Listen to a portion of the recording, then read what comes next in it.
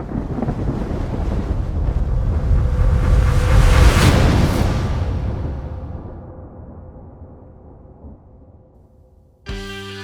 right, welcome to Bull Strong. This is your host, Craig Nadeau, and today I have with me a friend of mine, Braeden Miller, who's the head coach of Miller Elite Coaching.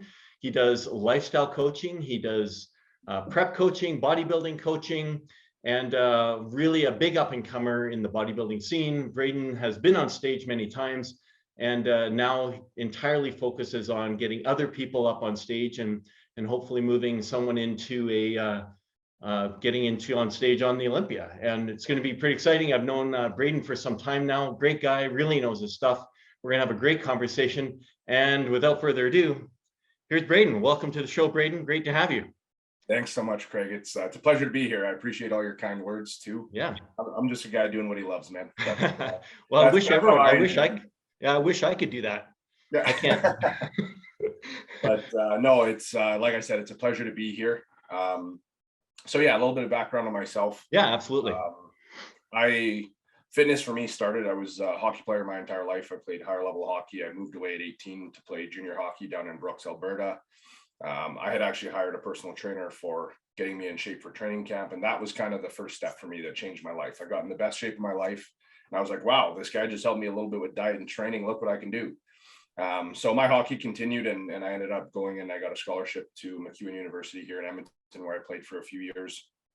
In my halfway through my third season, I was a captain on the team and I ended up quitting. It just felt like I was a babysitter at that point. Nobody actually cared about the hockey.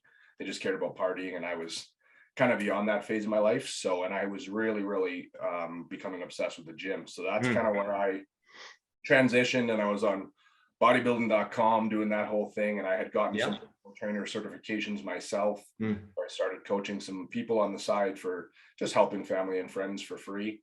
And then, it just kind of snowballed. One of my best friends competed. He was actually my training partner, competed at a local show here when the ABBA and CBBF was still a thing. He did phenomenal in men's physique. And I was like, this is what I'm going to do. So from there, it kind of snowballed. I hired his coach at the time and ended up competing a year later and won a couple shows in light heavyweight division.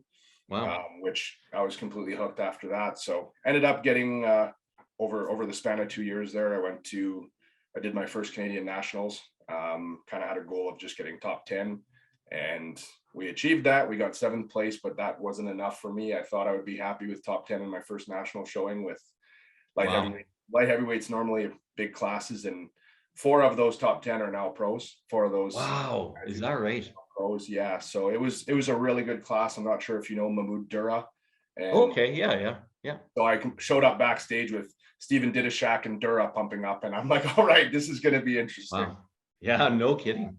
That's great. Yeah, that's kind of where it went for me. And after that, I was fully hooked. I changed coaches after that. And that's where my progress kind of took off further. I changed my mindset with bodybuilding. It was an all-in approach for me.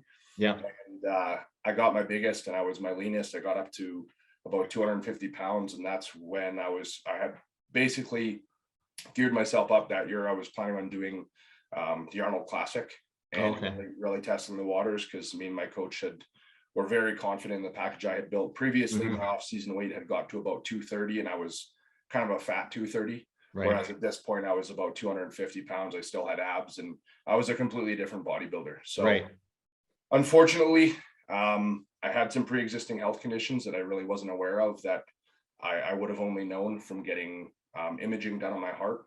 I had a family history of aortic issues and some heart issues. And for me, I guess the stress of obviously using PEDs combined with back squatting 500-600 pounds, deadlifting 600 pounds, walking around at 250 pounds was just a little bit too much. And I mean, everyone's quick to think it's just PEDs, but at the end of the day, I asked my cardiologists in front of my parents, did I do this to myself by doing what I did?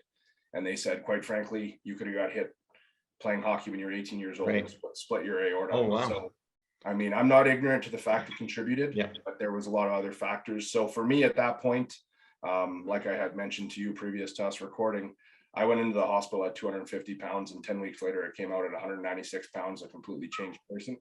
That's crazy. Yeah. I basically died twice during that, once on the gym floor and once in the hospital.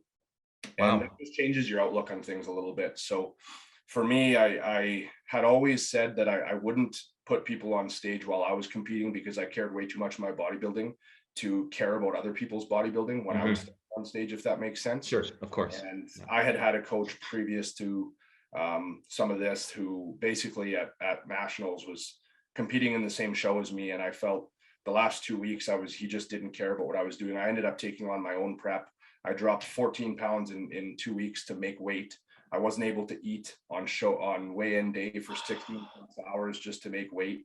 Wow. So a lot of things. And like, I knew I had what it took to be a coach, and I had the knowledge that to be okay at this, I guess. Yeah. But again, for me, I was an all in type person, and I didn't want to leave somebody else in the same place I had been left. But once I had to take a step back from bodybuilding, I was actually told I should never really train again. So I took a step back, and I mean, at the end of the day, you're not going to tell me I'm not going to train, because I'll just say, you know what, there's no way that's happening. This is my life. This is what I do. Yeah. And quite frankly, if I was to die on the gym floor just doing what I love, well, it is what it is. Yeah, that's right. No, so, I'm not crazy in that sense, but it's what I love, right? So did you have the great beard? No, that's a pound. There's a pound right here. COVID actually, COVID brought about this beard, and it's never left. But that's crazy.